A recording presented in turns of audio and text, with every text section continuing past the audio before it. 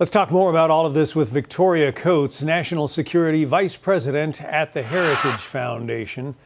So President Trump said that he wants to go straight to some kind of a peace deal and bypass any kind of a ceasefire. What do you think about that proposal, Victoria?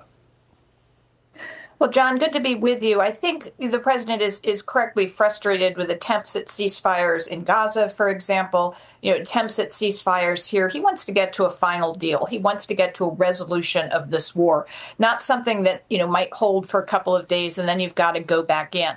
So I think that's why he wants to get to a more substantive negotiation. That's what he did last night on the phone. Very important that we had Secretary General of NATO, Mark Rutte, not just the Prime Minister of the UK, the Chancellor of Germany, the President of France, and of course the President of Ukraine, but also the NATO Secretary General on the line to talk about what these security guarantees for Ukraine might look like. And I think that's where the president is headed with this. He wants a final deal and he wants security for Ukraine.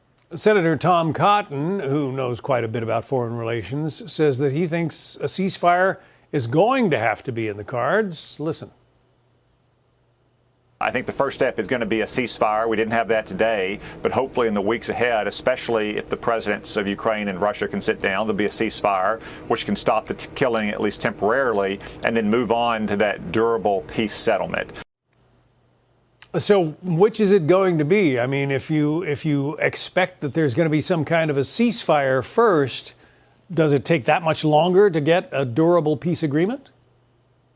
No, I think that's what the president is framing. And I don't think I'm actually crossways with Senator Cotton, because that's a dangerous place to be, John. Nobody ever wants to be there. But no, I mean, obviously, stopping the shooting a ceasefire is going to be part of any deal. I just think the president doesn't want to make that the end all be all and not be thinking about what the final resolution to the conflict will be. But Vladimir Putin doesn't yet have what he wants. I mean, he wants big chunks of Ukrainian territory. So what's his motivation to stop fighting if he doesn't have what he wants? Well, this is what we're going to see play out in coming days, because you're going to have the president go back, assess the situation. I know he'll be meeting with his top advisors through the day tomorrow in advance of the meeting with Zelenskyy. Then we'll have some number of the big four, Italy, Germany, UK, France, joining that meeting either in person or virtually on Monday in Washington, and hammering out what their next steps are. And if President Zelenskyy is satisfied with the kind of security guarantees he is being granted, and that's why I think it's so important that NATO is part of this. And I would expect to see the Secretary General, for example, there as well, that he is not going to be joining NATO. There are reasons for that.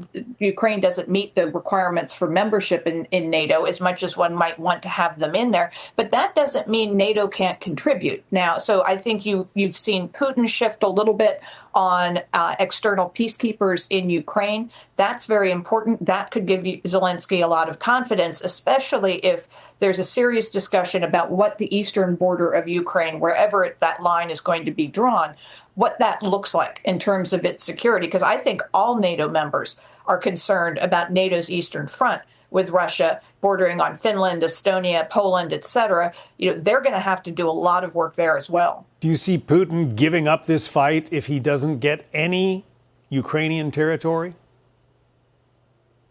Well, the short answer is I don't know. I think that the president does reserve the right to put some very significant economic sanctions and measures on Russia. He didn't play that card yesterday. Some people were disappointed, but Putin knows that's there. He knows the dangers to his economy. He knows the weakness of his economy. And what I would love to see is the president pick up the phone, call Prime Minister Modi of India, and talk to him about how he's going to get him off of those 2 million barrels a day that India had bought from Russia last month. Who is going to supply that product to our great partner and ally, India? It could be Saudi Arabia. It could be the UAE. It could be Kuwait. It could be the United States. It could be a combination thereof. But I think that's how we actually get Putin to modify his behavior, cut off the folks who are still importing his energy. Then he's going to have to talk. Victoria Coates at the Heritage Foundation. Victoria, thank you. Thank you, John. European leaders will join Ukrainian President Volodymyr Zelenskyy when he travels to Washington, D.C. on Monday for a high-stakes meeting with U.S. President Donald Trump.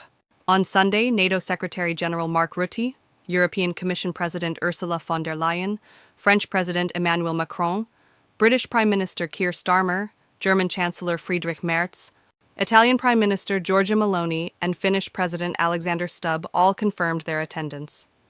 Their joint presence underscores Europe's determination to present a united front in support of Ukraine as Russia's war drags on. Ahead of his meeting with Trump, Zelenskyy met with von der Leyen at the European Commission in Brussels to set priorities for the White House talks, focusing on long-term military aid, Ukraine's ambitions to join the EU, and bolstering transatlantic solidarity in the face of Russian aggression. At a joint press conference, von der Leyen said she was glad to be joining Zelenskyy and other European leaders in Washington on Monday. "We will continue to support you for as long as it takes," she said, adding that the EU backs a trilateral meeting between Ukraine, Russia, and the United States. She warned that the EU will move forward next month with its 19th sanctions package against Russia if the Kremlin refuses to halt its war in Ukraine. Zelenskyy said he hopes the upcoming meeting with Trump will be productive and not a repeat of the shouting match that took place in the Oval Office during his February visit. Zelenskyy's meeting at the White House comes on the heels of Trump's summit with Russian leader Vladimir Putin in Anchorage on Friday, where Trump dropped his demand for a ceasefire and urged a final peace deal. After meeting with Putin, Trump said the Russian leader was willing to end the war in exchange for key Ukrainian territory concessions. Trump said Kyiv should take the deal with Moscow because Russia is a very big power and they're not. Zelenskyy, alongside European leaders, consistently rejects proposals to surrender any Ukrainian land to Russia. Since the territorial issue is so important, it should be discussed only by the leaders of Ukraine and Russia at the trilateral Ukraine, United States, Russia, Zelenskyy told reporters at the European Commission on Sunday.